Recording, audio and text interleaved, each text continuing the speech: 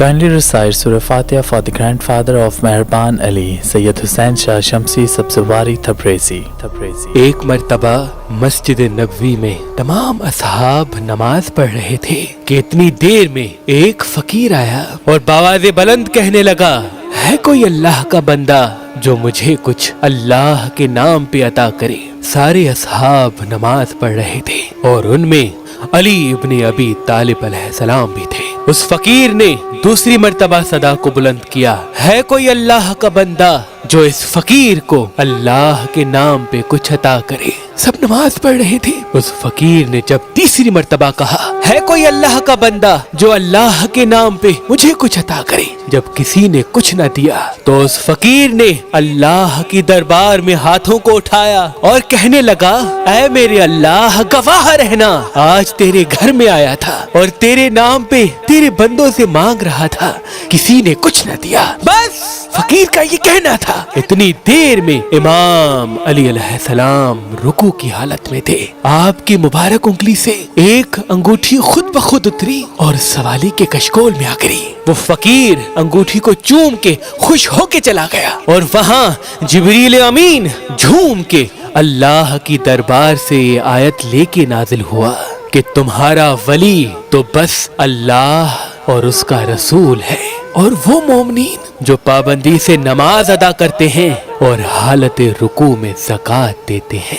نماز ختم ہونے کے بعد اللہ کے رسول نے سب کو یہ مبارک آیت سنائی اور سب نے امام علی علیہ السلام کو مبارکباد دی، اور اللہ کے رسول نے فرمایا، اے علی، تمہاری نماز اور تمہاری سخاوت اللہ کے نزدیک عظیم مقام رکھتی ہے۔ تو اصحاب نے پوچھا، یا علی، فقیر نے پہلی مرتبہ صدا دی، دوسری مرتبہ صدا دی، تیسری مرتبہ صدا دی، آپ تو پہلی صدا میں ہر بات پوری کرتے ہیں، تو جب چوتھی مرتبہ اس نے اللہ کی دربار میں صدا بلند کی، پھر آپ نے کیوں دیا؟ بس بات جب یہاں تک پہنچی تو امام علی علیہ السلام نے فرمایا، جب یہ علی اللہ کی عبادت کرتا ہے تو یہاں فرش پہ نہیں بلکہ عرش پہ ہوتا ہے، اللہ گواہ ہے۔ اس فقیر نے جب پہلی صدا دی، دوسری صدا دی، تیسری صدا دی، میں اللہ کی عبادت میں اتنا مگن تھا میں نے نہیں سنا، لیکن جب اس کی صدا اللہ کی دربار پہنچی،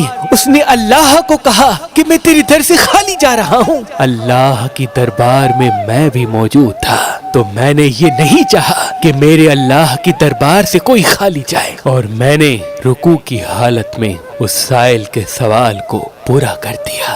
سلام ہو حالت رکوع میں زکوٰۃ دینے والے، اللہ کے گھر میں پیدا ہونے والے، قدم قدم پہ اللہ کے رسول کی حفاظت کرنے والے، اپنی جبین کو اللہ کے سجدے میں رکھ کے دنیا کو بھلانے والے علی ابن ابی طالب پر، علی ابن ابی طالب پر۔ ہمارے یہاں ہزاروں میری ایسی بہنیں اور بھائی شادی کرنے کی کوشش تو کرتے ہیں لیکن ان کے پاس ایک اچھا رشتہ موجود نہیں ہوتا، تبھی ہم نے مہربان شادی دفتر قائم کر دیا ہے۔ اگر آپ اپنے لیے یا اپنے عزیز و اقارب میں سے کسی کے لیے ایک اچھا رشتہ چاہتے ہیں تو ہم سے رابطہ کریں۔ اگر آپ پاکستان سے باہر یا پاکستان میں کسی بھی مسلک سے تعلق رکھنے والا رشتہ حاصل کرنا چاہتے ہیں تو دیے گئے نمبر پہ کال کر کے اپنے لیے ایک اچھا رشتہ حاصل کریں۔ اگر ہمارا نمبر آپ کو مصروف ملتا ہے تو آپ ہماری ویب سائٹ meherbanali.com یا ہماری اپلیکیشن جو گوگل پلے اسٹور اور آئی فون ایپ اسٹور پہ موجود ہے